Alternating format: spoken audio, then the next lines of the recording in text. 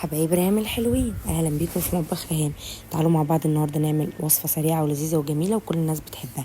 فتة شاورما وتوميه بشويه تريكات لزاز وبساط كده، مش متعبين خالص، تطلع معاكي احلى من بتاع بره مليون مره. لازم تجربيها وتقولي لي رايك فيها.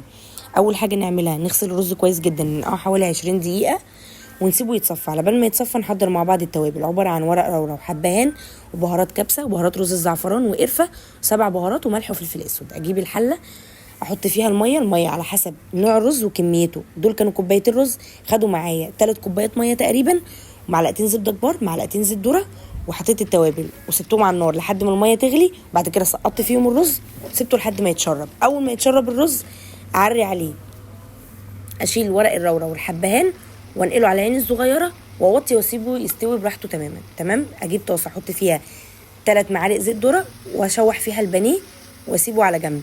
هنا بقى نحضر احلى توميه تكون معاكي كريمي وتحفه واحلى من بتاع بره مليون مره.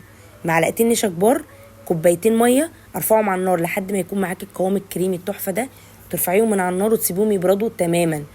تجيبي بقى الكبه وتحضري فيها المواد الباقيه. كوبايه زبادي، حبه مايونيز حلوين كده، وست الصوص توم مفرومين، والمايونيز بقى ايه هو اللي بيعزز الطعم فاهتمي بيه شويه يعني، وليمونه ومعلقه خل كبيره وحبه زيت. والزيت والنشا بننزل بيهم تدريجيا لحد ما نوصل للقوام الكريمي اللي احنا عايزينه.